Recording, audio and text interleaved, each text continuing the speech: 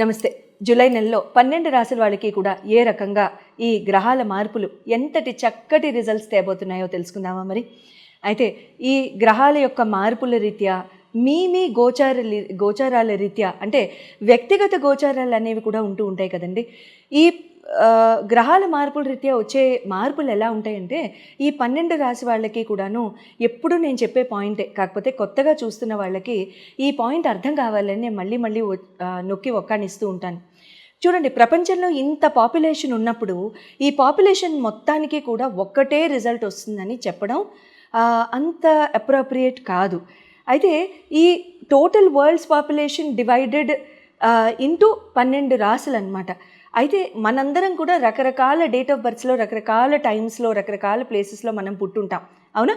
So మనం ఇలా రకరకాలుగా మన గోచారాల రీత్యా, మన జన్మకుండల రీత్యా, గ్రహ మార్పుల రీత్యా మనకే రకంగా ఉండబోతుందని తెలుసుకోవాలనుకుంటే కనుక మీకు జరుగుతున్న దశల్ని బట్టి, మీకు జరుగుతున్న అంతర్దశల్ని బట్టి, మీకు జరుగుతున్న ప్రత్యంతర దశల్ని బట్టి, మళ్ళీ మీ లగ్నాల్ని బట్టి, మీ రాసుల్ని బట్టి ఏ రకంగా ఉండబోతోంది, మీ కోరికల్ని బట్టి ఏ రకంగా ఉండబోతోందని తెలుసుకోవాలనుకుంటే కనుక అప్పుడు మీరు స్క్రీన్ మీద ఉన్న డిస్ప్లే చేయబడ్డ నంబర్స్కి మీరు కాల్ చేసి అపాయింట్మెంట్ తీసుకోవచ్చు.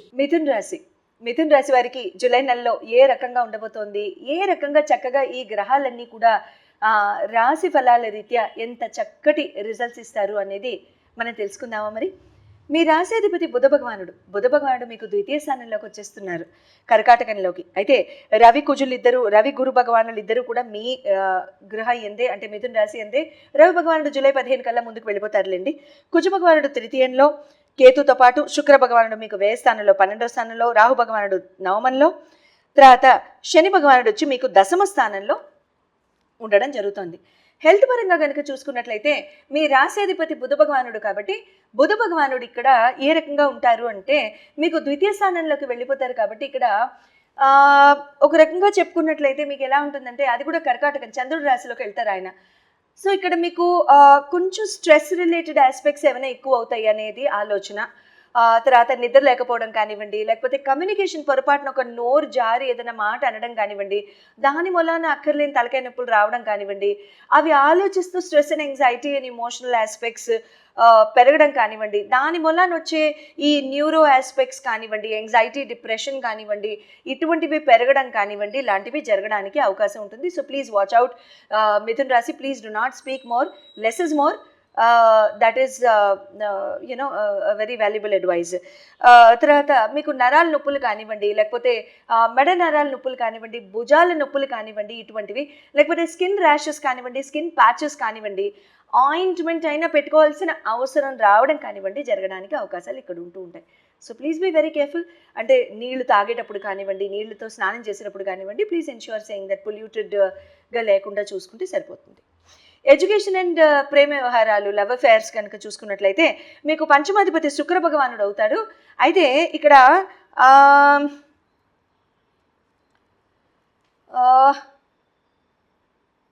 మీకు పంచమాధిపతి ఆయన మీకు 12వ స్థానంలో ఉన్నారు కదా. ఓకే, మీకు ఇక్కడ ఎలా ఉంటుంది అని అంటే అండి, వ్యర్థపు ఖర్చులు, వ్యర్థపు ఆలోచనలు, ఈ రెండు కొంచెం ఎక్కువ అవుతూ ఉంటాయి అన్నమాట.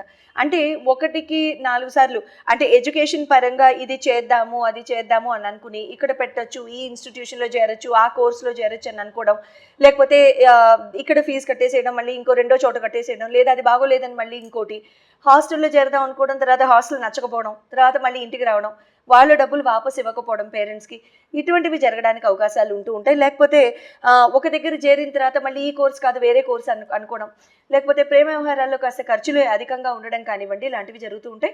లేకపోతే వ్యర్థపు ఖర్చులు కానివ్వండి, లేకపోతే ఏదైనా ప్రూఫ్ పాయింట్కి మీరు ఎక్స్పెన్సెస్కి గురవడం కానివ్వండి, అటువంటప్పుడు మీరు అటువంటివి చేసిన తర్వాత మీరు దాని మూలాన మీరు గురయ్యే ఆ యాంగ్జైటీ, స్ట్రెస్ కానివ్వండి, అటువంటివి ఇక్కడ జరగడానికి అవకాశాలు ఉంటూ ఉంటాయి. So please watch out.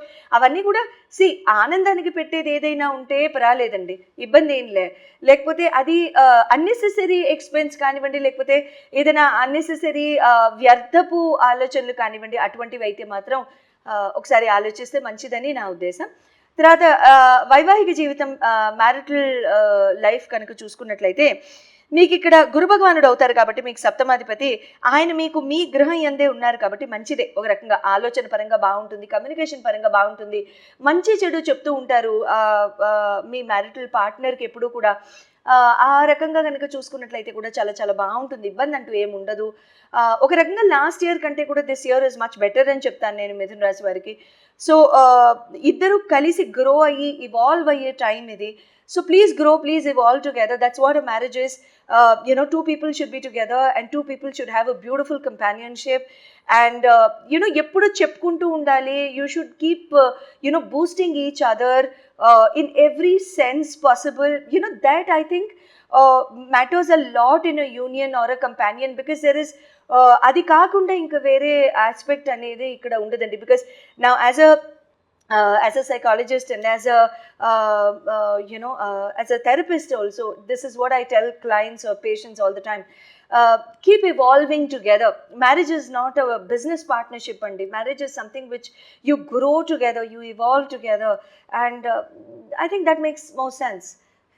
So I think that's better. Career and business పరంగా కనుక చూసుకున్నట్లయితే నవమ దశమాధిపతులు కనుక మీరు చూసుకున్నట్లయితే శని గురువులు అవుతారు. శని భగవానుడు మీకు దశమ స్థానాన్ని చూస్తున్నారు కాబట్టి, అండ్ వ్యయ స్థానాన్ని కూడా చూస్తున్నారు కాబట్టి, ఒక రకంగా ఏమవుతుందంటే మీకు షార్ట్ టర్మ్ జర్నీస్ ఎక్కువ అవుతూ ఉంటాయి. షార్ట్ టర్మ్ జర్నీస్ ఎక్కువ అవడం, లేకపోతే షార్టర్ జర్నీస్ చేయాల్సిన అవసరం రావడం, మళ్ళీ జర్నీస్కి వెళ్ళాల్సిన అవసరం రావడం, అటువంటివి ఇక్కడ జరుగుతూ ఉంటాయి. లేకపోతే నిద్ర లేకపోవడం లాంటివి జరుగుతూ ఉంటాయి. ఎంప్లాయ్మెంట్ చాలా బిజీగా పెట్టేస్తుంది, ఫ్యామిలీ లైఫ్ నుంచి దూరంగా పెట్టేస్తుంది, అటువంటివి జరుగుతూ ఉంటాయి. At the same time opportunities కూడా కొంచెం డిలే అవుతూ ఉంటాయి. ఇది మనం ఇదివరకే చెప్పుకున్నాం. This 2.5 years time is going to be the same. And గురు భగవానుడు కూడా మీకు దశమాధిపతి, కెరీర్ ఆపర్చునిటీస్ మీకు ఇక్కడ ఉన్నారు కాబట్టి అదొక బ్లెస్సింగ్ అండ్ ఇన్ డిస్గైజ్ అని చెప్తాను నేను ఇక్కడ ఏముంటుందంటే మీకు ఆపర్చునిటీస్ రావడం, మీకు గ్రోత్ పెరగడం, మీకు నాలెడ్జ్ పెరగడం, నలుగురిని కలవడం, లేకపోతే మీరు అంటే సీనియర్స్ దగ్గర నుంచి బాగా నేర్చుకోవడం లాంటివి కూడా ఇక్కడ చాలా చక్కగా ఉంటాయి. It's like a blessing in disguise అనమాట, గురు భగవానుడు అక్కడ మీ రాశి అందు ఉండడం. సో మీ వ్యక్తిగత జన్మకుండల్లో మీకు ఎటువంటి మార్పులు వస్తున్నాయి అనేది కనుక మీరు తెలుసుకోవాలని అనుకుంటే స్క్రీన్ మీద డిస్ప్లే చేయబడిన నంబర్స్కి కాల్ చేసి మీరు అపాయింట్మెంట్ తీసుకోవచ్చు. అయితే ఇక్కడ ప్రతి రాశి వాళ్ళు కూడా ఈ నెలలో చేసుకోదగిన లేకపోతే చేసుకుంటే మంచిది, ఒక మంచి ఆలోచన అనుకుంటే కనుక రోడ్డు మీద ఉన్న ఈ తిరుగుతూ ఉంటాయి కదండి కుక్కలు, సునకాలు, ఇవి వాటికి చాలా చక్కటి ఆహారం ఏదైనా మీరు ప్లేట్లో కానీ చక్కగా వినయపూర్వకంగా ప్లేట్లో కానీ పేపర్లో కానీ పెట్టడానికి ప్రయత్నిస్తూ ఉండండి. కుజకేతులు ఇద్దరు కలిసి ఉన్నారు కాబట్టి అట్ ద సేమ్ టైం కూర్చుని ఉంటే కుక్క మంచిది. అట్ ద సేమ్ టైం కుక్కలు తినలేదని మీరు బాధపడాల్సిన అవసరం ఏం లేదు.